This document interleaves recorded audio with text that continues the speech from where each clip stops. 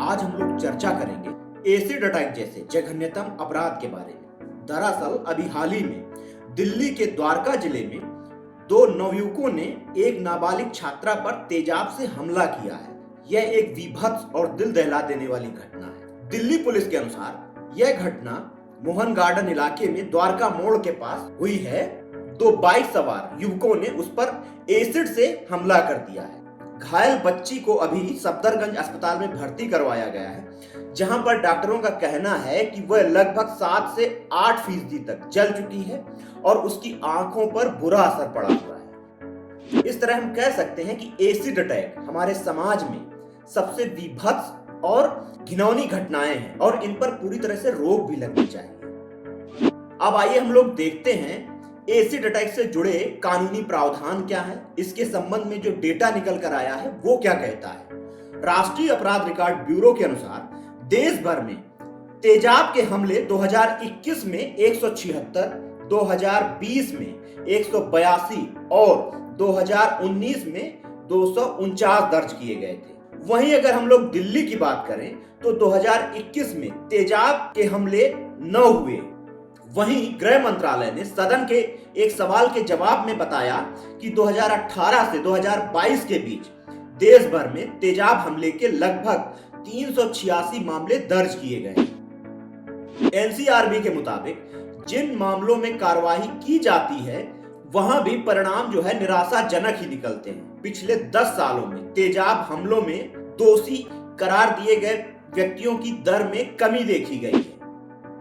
यदि हम लोग बात करें तेजाब बेचने के नियम क्या है, तो तेजाब बेचने के लिए काफी सख्त नियम बनाए गए हैं और इनके उल्लंघन पर सख्त कार्रवाई और जुर्माने का भी प्रावधान है। इसके बावजूद यह देखा गया है कि छोटी छोटी दुकानों पर भी खुलेआम तेजाब की बिक्री होती है और जो दुकानदार होते हैं वे तेजाब के नियमों की जमकर धज्जियां उड़ाते हैं और अक्सर यह कहा जाता है कि ये जो तेजाब बेचा जा रहा है वह लो क्वालिटी का है, अर्थात वह घातक नहीं है और इसका प्रयोग घरों की साफ सफाई में किया जाता है, लेकिन यह पूरी तरीके से सही नहीं होता है और इसका दुरुपयोग भी होता है। दरअसल सुप्रीम कोर्ट ने 2013 में दिए गए अपने फैसले में तेजाब बेचने को लेकर कई दिशा निर्देश जारी किए थे। 2013 में लक्ष्मी बनाम यूनियन ऑफ इंडिया के मामले में सुप्रीम कोर्ट ने अपने आदेश में कहा था कि तेजाब बेचने वाले प्रतिष्ठानों को ऐसा करने के लिए लाइसेंस लेना होगा और उन्हें पॉइजन एक्ट 1919 के तहत पंजीकरण भी करवाना होगा।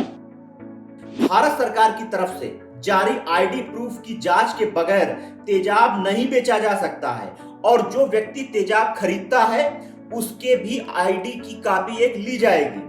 इसके साथ ही अगर कोई दुकान पर तेजाब खरीदने आता है तो उससे यह भी पूछना जरूरी है कि वह इसे किस मकसद से खरीद रहा है और तेजाब बेचने वाले को हर 15 दिन में स्थानीय एसडीएम को अपने स्टॉक की जानकारी देनी होगी, उसकी क्वालिटी भी बतानी होगी, उसको यह भी बताना होगा कि उसने कहां कितना तेजाब दिया है। इसके साथ ही 18 साल से कम उम्र के लोगों को किसी भी हालत में तेजाब नहीं दिया जा सकता है। इसके अलावा यह भी प्रावधान किया गया है कि एसिड अटैक को लेकर क्या कानूनी कार्रवाई की जानी चाहिए और उसके लिए क्या दंड होना चाहिए। मान लीजिए किसी ने एसिड हमला कर ही दिया और दूसरे को नुकसान पहुंचा दिया तो उसके लिए कड़े कानूनों का भी प्रावधान किया गया है। हालांकि इसके बावजूद भी बहुत सारी घटनाएं आती रहती हैं।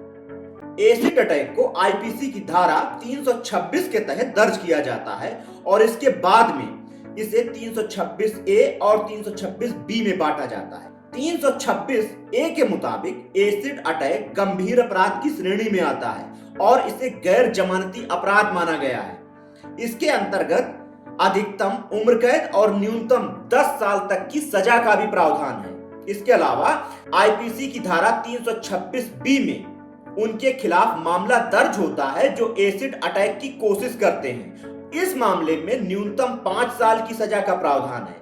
ऐसे मामलों में आरोपी और विक्रेता पर भारी जुर्माना जो 50,000 तक हो सकता है वो भी लगाया जा सकता है और यह पूरी राशि पीड़िता को दी जाती है। इसके अलावा भी बहुत सारे प्रावधान किए गए हैं ताकि एसिड अटैक जैसी घटनाओं पर कड़ी कार्रवाई की जा सके और इन्हें रोका जा सके।